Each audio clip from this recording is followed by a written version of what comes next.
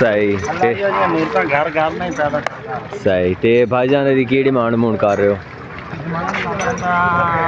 35 लाख मोल कर दे फाइनल कमी की वजह से। अच्छा अस्सलाम वालेकुम दोस्तों, की हाल है? ठीक ठाक हो? जिमें तुहानू पता माल डंगर का व्लॉग तुहानू बना के विखाई रखी था। तो अज 22 तरीक का बाजार एक बहुत प्यारी जनाब नस्ली प्योर रावी की जनाब मझ झोटी तुहानू शौक कराने हैं।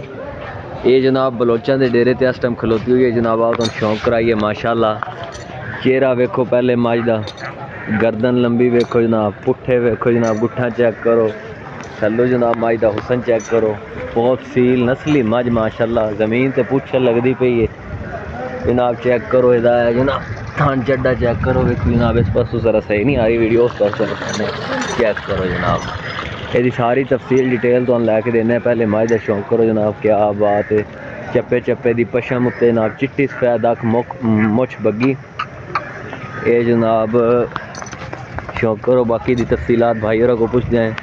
अस्सलाम वालेकुम भाईजान। वालेकुम सलाम भाईजान, की हाल है? ठीक ठाक हो? अल्हम्दुलिल्लाह। ये भाईजान केड़ी नस्ल दी मझ है? ये जनाब रावी दी भाई रावी दरिया तो सही है। पीरां दी मझ पीर दौलत शरीफ वाले पीर दौलत शरीफ वाले बिल्कुल वो मामू कांज नूं राह जांदा। हां जी सही हो। मुस्ताकियां दी ये घर दी मझ सी। अच्छा नवेणी वालों ने दी हुई सी हिस्से से। अच्छा असि फिर लैके आंदी है। बड़े व्यापारी कहने किसी नहीं दी सही असि लैके आंदी है। सही बलोच महलदा मालड़ा सही मामू कांज सही। तो इनू सूइए नूं किन्ने देओगे भाईजान? हुई है 5-4 दिन दी सुई है। अच्छा तो कितना बोला है थल्ले कड़िया ने? बोला हुण मझ कोल है दुध 20 से 18 से 20 से 18 से हेठा कट्टी है कट्टा है? कट्टी कट्टी सही है। कट्टी बड़ी प्यारी है ना। अच्छा जी सही होगा। लो जी सही घर घर नहीं पैदा सही। तो भाईजान की डिमांड मूड कर रहे हो?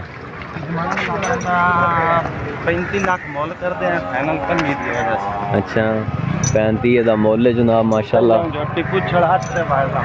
अच्छा जी लो जी पुछल हाथ पे ली जाती जनाब। चेक करो तुसी 35 का मोल है जनाब माशाल्लाह। झोटी पुछड़ हाथ से फायदा। अच्छा जी लो जी पुछल हाथ पे ली जाती जनाब। चेक करो तुसी बहुत प्यारी जनाब वाला नायाब नस्ल की जनाब झोटी। पहलन है ना? पहलन झोटी जनाब चेक कर सकते हो। हाँ जी बच्ची है बच्ची सही चेक कर सकते हो जनाब। बहुत प्यारी जनाब मुछ बग्गी चिट्टी सफेद अख सोहने सिंग लंबी गर्दन माशाल्लाह। चप्पे चप्पे की पशम जनाब। पुट्ठे चेक करो गुट्ठा चेक करो तो थल्ले जनाब हवाना माशाल्लाह बहुत प्यारा। लो जनाब तुहानू इसका शौक करा रहे हैं। तो यदि कट्टी खाने मोल डिमांड तो दसिया 35 लाख डिमांड कर दें 25 लाख की दे सन। लो जनाब हेठा ये कट्टी जनाब 4 दिन की। पहले वेखो मझ का चेहरा माशाल्लाह चिट्टी सफेद अख सिंग जनाब मीने चेक करो जनाब। बहुत प्यारी गर्दन मझ दी चप्पे चप्पे की पशम बहुत वड्डी मझ माशाल्लाह। चेक करो तुसी गब्बन मझ है ये जनाब। तुहानू विखाइए इदा पहले चेहरा मुड़ दे पुट्ठे चेक करो जनाब। चारे गुट्ठा बराबर माशाल्लाह। थल्लू चेक करो जनाब। थोड़ी जी उस पास हो भाई करमा लिए ये जनाब देख रहे हो तुसी मझ गब्बन मझ माशाल्लाह। बहुत प्यारी नस्ल दी जनाब। बहुत खूबसूरत बहुत हुसन दिता मझ नूं। चिट्टियां अखां टिक्की मीणी मझ ए कट्टी है जनाब।